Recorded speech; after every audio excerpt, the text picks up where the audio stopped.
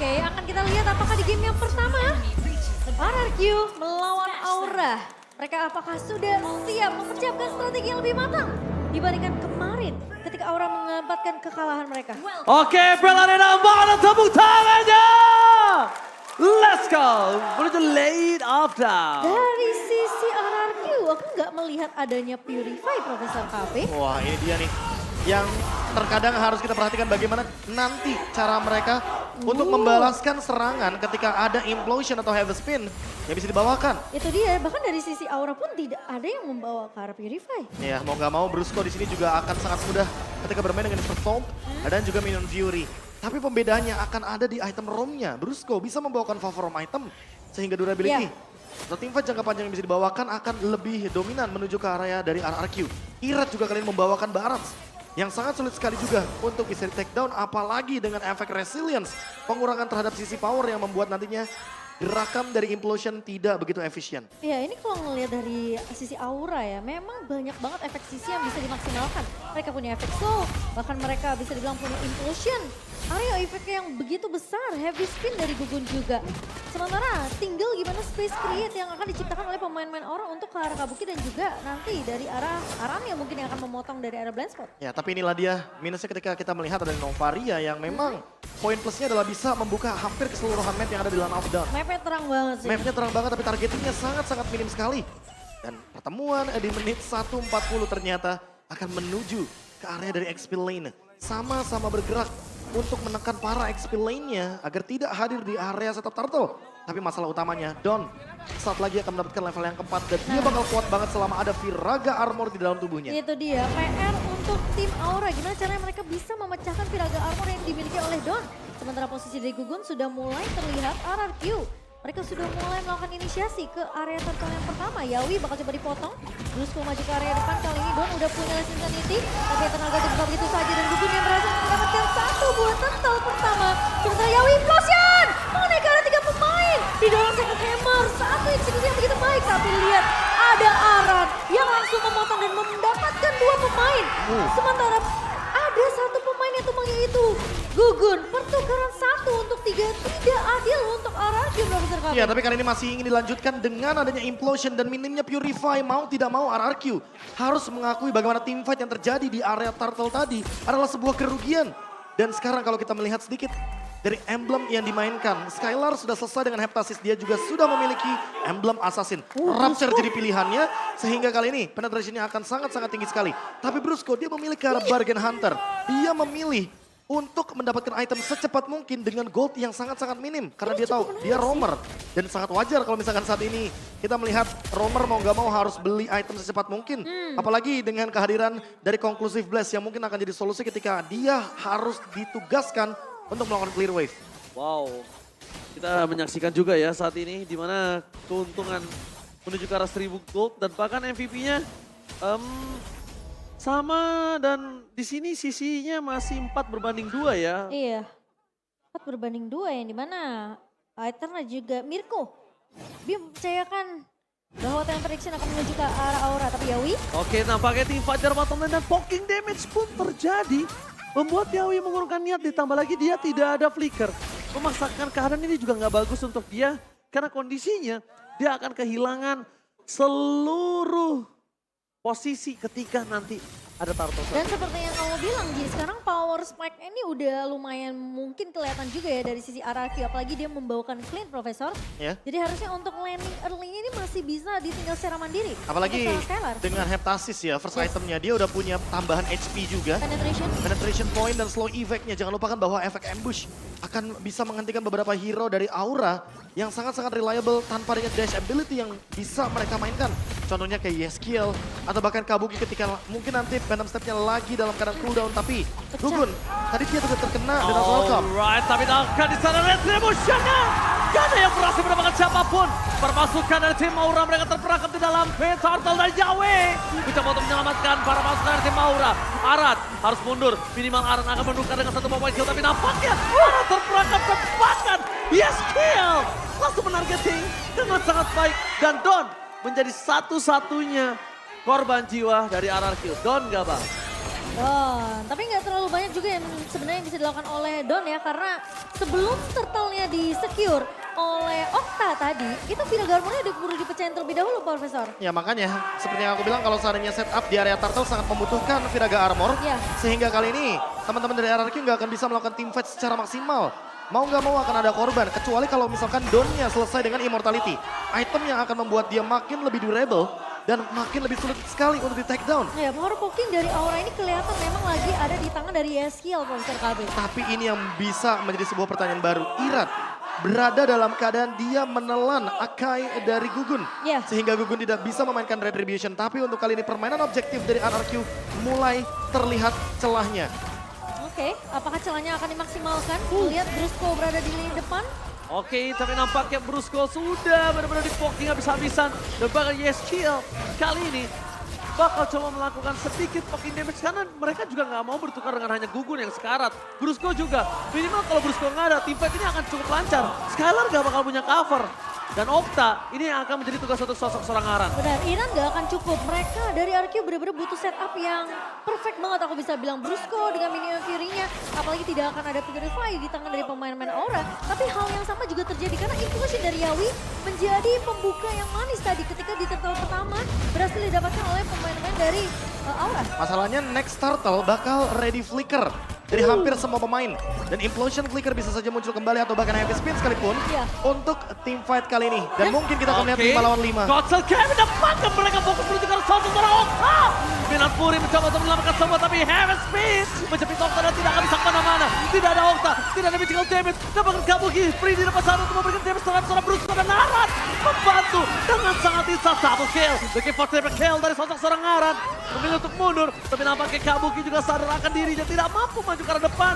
Dan Iran tidak akan bisa bertahan cukup lama karena para pasukan Aura sangat kuat di depan sana untuk menyelamatkan dia dengan sangat instan. Melenyapkan dengan Kari, dengan damage yang besar dari Aran, plus Yeskiel. Barat cuma menjadi dinosaurus biasa, Profesor. Seperti biasa, tidak ada healer otomatis Barat yang akan sangat-sangat mudah untuk di-engage. Dan kali ini Aran. Oh my god, Aran masuk terlalu dalam. Tapi nampaknya dia harus ter-shutdown. Meskipun begitu, kayaknya aku bisa melihat Aura ini ganas, menggigit, tajam. Beda sama seperti kemarin. Aha. Tapi mungkin satu hal yang mungkin harus mereka perhatikan, kedisiplinan. Kedisiplinan ya. Kalau aku malah melihatnya ini Aran sudah mulai menunjukkan performa yang baru dari season lalu. Dia memang tetap bermain dengan objektif, lihat di bagian top lane. Turret sudah hancur, bottom lane begitu juga sebaliknya. Yeah. Tapi kali ini dia lebih targetingnya yang ternyata benar-benar improve jauh banget. Okta 2 kali di take down hanya karena lagi dan lagi Pakito dari Aran engage yang selalu ke lini belakang. Jab demi jab dia torehkan hanya agar nantinya Okta tidak bisa join team fight. Dan Aura benar-benar menang dari segi jumlah. Ini yang selalu diulang dari turtle yang pertama sampai dengan turtle yang ketiga. Sehingga RRQ harus mencari celah. Apa yang mungkin bisa mereka dapatkan dari implosion tadi. Entah Yawinya dulu yang bakal dihajar. Atau mereka bakal bermain dengan flanking juga. Karena kali ini Dawn sudah memiliki War Axe. Tapi ingat, dia juga perlu immortality agar poking damage-nya pun tidak lebih daripada sekedar memecahkan Viraga Armor. Dia harus menukarkan juga salah satunya minimal resource flicker. Atau bahkan setidaknya immortality yang pecah juga dari kubu Aura. Karena walaupun sampai saat ini masih belum ada immortality yang dibalurkan oleh kedua belah tim. Tapi setidaknya Guardian Helmet ini loh yang bikin Gugun makin strong dari depan. Gugun Guardian strong Helmet. dan bahkan Gugun ini tidak butuh di cover kondisinya Momo-chan. Dia biarkan sendiri, dia bisa untuk punya self defense. Yawi, dia tinggal menjadi sosok pick over yang sangat-sangat berani. Karena saya tidak melihat adanya Purify di sosok RRQ. Iya. Begitu juga dengan Aura. Aura. Aura tidak bermain dengan Purify walaupun di sana ada Brusco dengan Minion Fury. Sebenarnya kalau ngomongin masalah setup team fight ini bisa dibuka oleh kedua belah roamer sih. Antara Yawi dan juga Brusco. Tinggal gimana follow up itu dibuka dan bahkan mungkin dilakukan oleh pemain-pemain dari kedua belah tim untuk memberikan dealing damage di sisi belakangnya. Karena kelihatan di team fight terakhirnya dua team fight itu kepisah Profesor KB. Oke, tapi nampaknya setup telah terjadi oleh para pasukan tim Aura. Mereka telah menunjukkan para batang hidungnya di depan sana.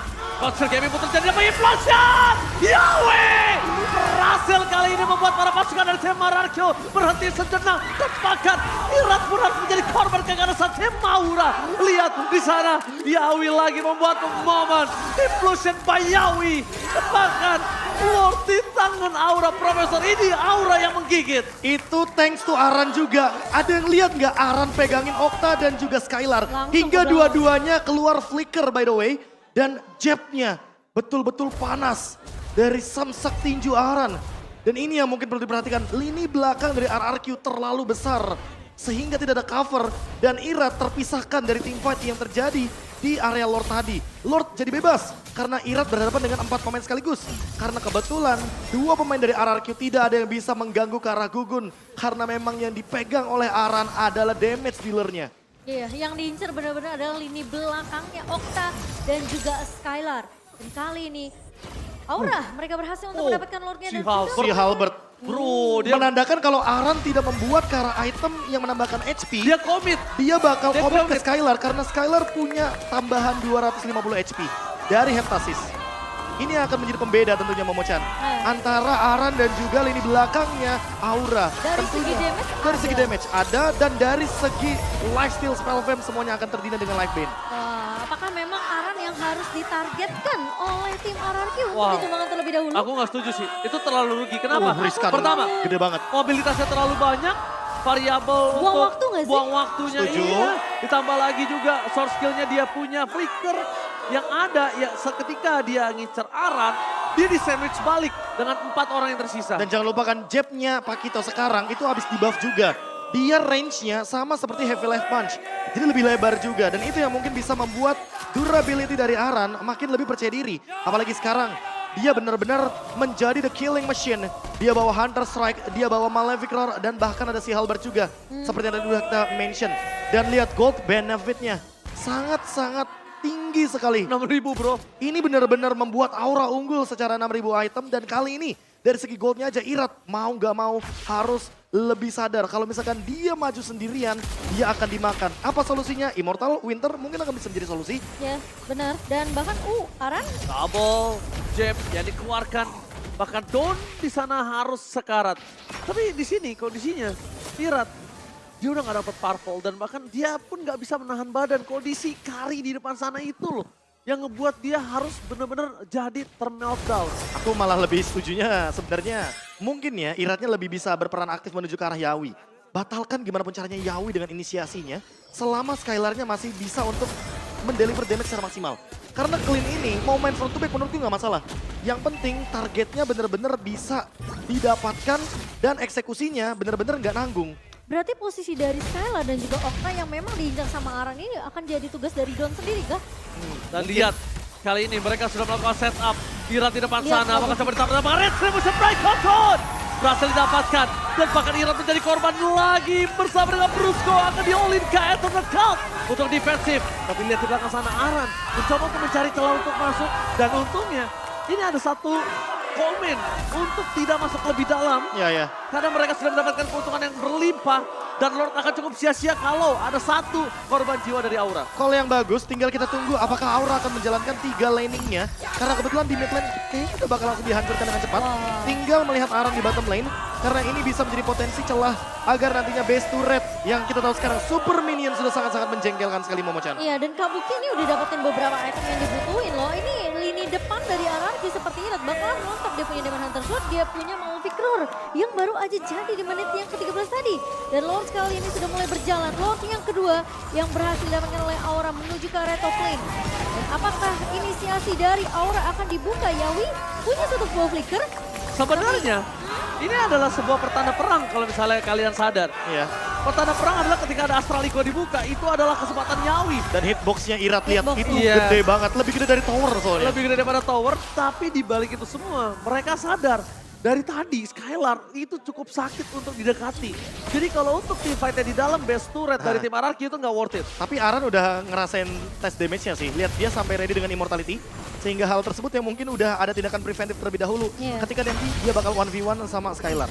Nah masalahnya utamanya adalah bagaimana cara untuk Skylar ketemu terus sama Aran. Ini yang dari tadi nggak ketemu dari kubu RRQ. Karena minimal kalau misalkan Arannya bisa ditumbangkan, ketika tidak ada Lord, itu bakal jadi pointless. Tapi kalau ada Lord, wah ini yang bakal jadi pertanyaan. Menang dari segi jumlah berarti ya, Masalahnya menang secara itu. kuantitas. Menang secara kuantitas, tapi kalau misalkan quality dari segi ultimate-nya sudah hampir semuanya dikeluarkan, sama aja bohong, gak bakal bisa fight di area Lord. BOD udah di tangan Skylar. Ini mungkin udah harus dipikirkan 2 kali untuk para pasukan Aura. Bermain front to back, Profesor. Mereka juga tidak akan cukup bertahan lama. Ya, menurutku yang lebih harus diperhatikan adalah Don dengan immortality-nya. Karena Viraga Armor-nya ini bisa muncul 2 kali ketika immortality ada di dalam tubuh dari Donnya itu sendiri. Yes, dan kalau kita sedikit melihat replay presented by Samsung Galaxy yang dimana memang Irat mau nggak mau dia harus melakukan kontes ke area lordnya. Tapi sayang sekali memang damage dari pemain Aura ini udah nggak tertahankan. Lihat Kabuki posisinya bener-bener free banget. Aku merasa kalau misalkan emang sebenarnya teman-teman dari RRQ nggak perlu untuk kontes Lord yang pertama, itu fine-fine aja. Karena sebenarnya dalam keadaan yang mungkin di awal tadi emang dalam keadaan yang sangat merugikan. Tapi ketika kontes Lord yang kedua ini, Irat menurutku sedikit memaksa untuk mendapatkan Battle Retribution. Apalagi dalam keadaan dia under level. Sekarang mungkin menurutku nggak apa-apa kalau mau dipaksain karena levelnya sama. Tapi lagi dan lagi, apa item buying time yang disediakan oleh Irat sehingga nantinya Aura lebih membuang-buang waktu dari lini depan dan lini belakangnya jadi lebih safe. Pergantian antara Immortal dan Winter juga kalau Don, Profesor KB. kali ini Don, Immortalnya untuk bisa mempertahankan dirinya. Dan dia butuh Viraga Armor ke para pasukan dari tim Aura. Mereka masih menjaga posisi ini dan Irat menunjukkan kualitas kalau dia ingin melakukan adu retribution. Yawi. Asal Iko terdeteksi, itu tidak bisa kita sebutkan. Aku juga pun menahan. Lihat, flanking gaming terjadi. Udah bakal coba dipaksa di depan sana, tapi nampaknya karena keberadaannya terhendus, Profesor. Jadi dia mundur. Tidak terlihat sama sekali Yawi di belakang sana, Momochan. Iya. Dan setup yang satu momentum bisa diciptakan, kayaknya benar-benar dinotis sama kubu RRQ. Iya, mereka cukup peka sih dengan keberadaan Yawi yang mungkin tidak terlihat di Iya. area River tadi Ya, ya. Lama lagi. Lama lagi. Habit bisa jadi nggak bohong loh. Benar. Bahwa emang permainan KJ dari Yawi ini kan selalu bermain dengan flank. Betul. Dan hal tersebut yang mungkin diperhatikan oleh teman-teman dari RRQ. Sebuah call yang menarik. Dan last item, Wind of Nature. Atau bahkan mungkin menunjukkan Demon Hunter Sword, Skylar apapun itu. Dia membutuhkan damage yang lebih dalam lagi. Oke, Astral Rifle-nya sudah mulai dibuka. Iya. Tapi Lord akan dipaksa ditinggal di area I'm atas. Fashion! Yahweh! Berasa berapa depan, lihat Oli juga ada pelaga para pasukan dari tim Aura. Mereka kembali memaksa tim terbangan, tidak ada lagi langsung tadi sih. Skylar menunjukkan kualitas damage dari late game insurance mereka. Double kill, meledak, 2 player dapatkan. Aran terperangkap di depan sana. Untungnya masih ada flicker untuk menyelamatkan dirinya dan late game insurance mereka ternyata benar-benar menjadi asuransi terbaik saat ini. Oh, agak sedikit terburu-buru kan Profesor melihat Aura yang masuk dengan satu buah implosion dari Yawi, namun follow up-nya agak sedikit terlambat sepertinya. Sebenarnya nggak rugi-rugi banget untuk membuka implosion di momentum tersebut. Yang rugi adalah ketika ternyata Aura tidak mendapatkan base turret di area bottom lane. Yes. Padahal Lordnya ada di area bottom lane. Dan hal tersebut yang perlu diperhatikan sama RRQ. Mereka masih bisa kontes untuk Lord selanjutnya. Damage dari Skylar pun sudah mulai di build up. Sementara satu item terakhir akan menutup juga bagaimana Skylar dengan item defense yang mungkin akan menuju ke arah Wind of Nature. Karena Aran sudah sangat berbahaya di late game moment seperti ini. Walaupun udah nggak ada flicker, tapi ingat dia punya dash. Dan bisa berkali-kali digunakan ketika dalam keadaan dia melakukan split push. Oke, dan bahkan kalau bisa kita lihat saat ini Momo-chan, yang harus mulai diperhatikan dari Skylar adalah udah pasti menjadi targeting utama. Purple buff akan menjadi kerugian memang, tapi gak ada yang tahu gimana caranya Irat bertahan. Cuma Iya. itu doang satu-satunya untuk dia bisa bertahan dengan mobilitas yang dia miliki. Tapi memang harus diakui ya, Aran ini pemain yang menurut aku kayak bener-bener Berani.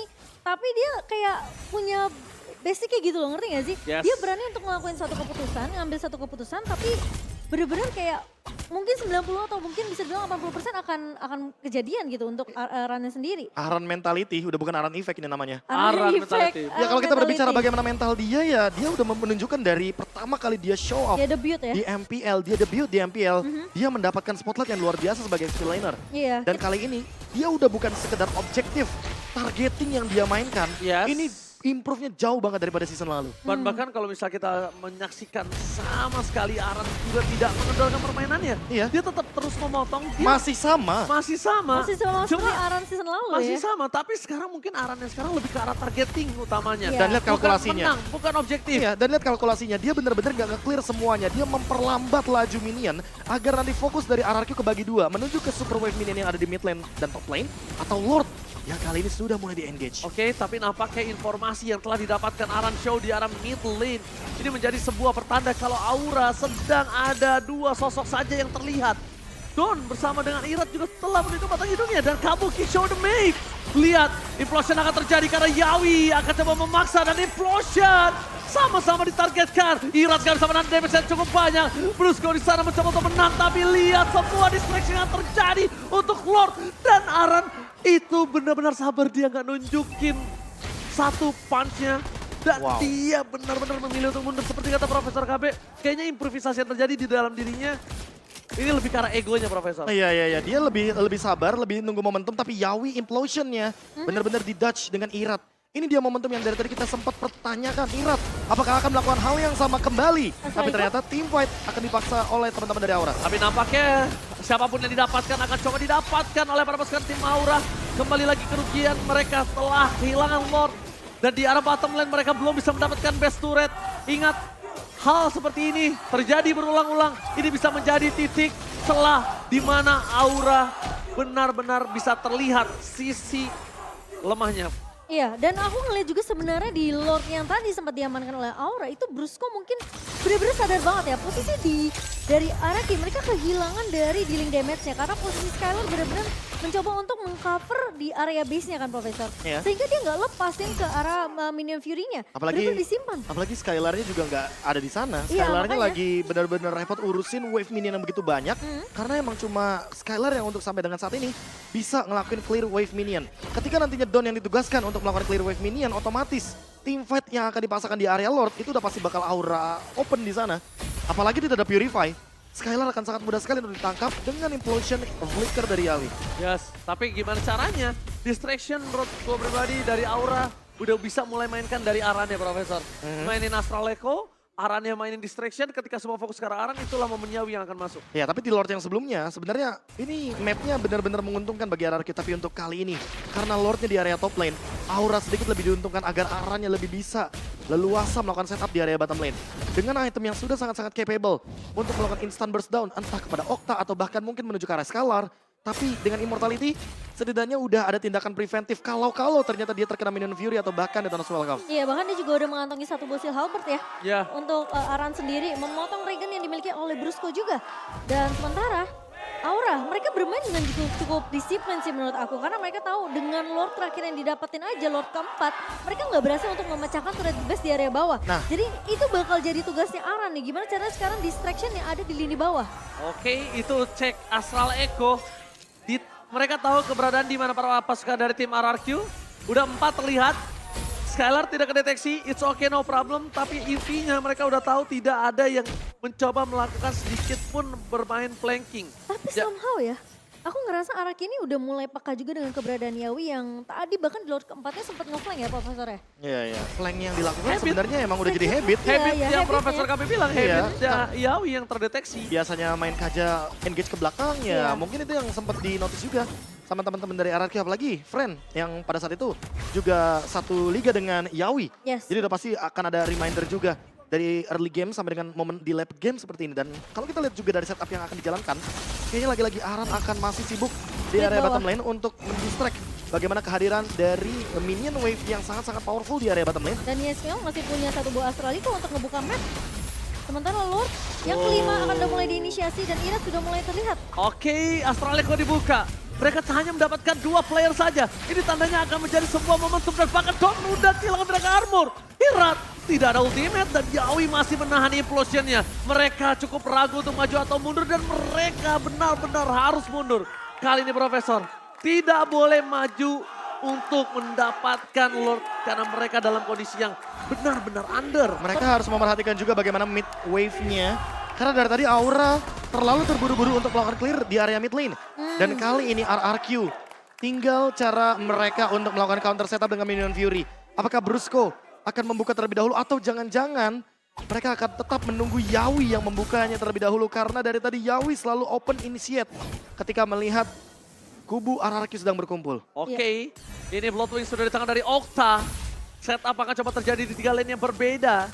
Walaupun kita melihat Aura masih coba memaksa mendapatkan bottom base turret, tapi Aran sudah depan sana. Lihat, Astraliko dibuka itu tandanya teamfight akan coba terjadi dan bahkan para pasukan dari tim Aura memaksa teamfight Irat hilang immortality-nya. Mencoba untuk mempertahankan dirinya, tapi lihat semua mata keadaan Diawi dan berusaha mempertahankan itu semua. Ketika semua sudah fokus dan implosion-nya hanya mendapatkan satu dan Aran fokus ke arah seorang Skylar. Dia gak peduli apapun yang terjadi, tapi Skylar masih menyelamatkan dirinya dan bahkan flicker from Skylar terlalu berani hingga mendapatkan hasil yang setimpal.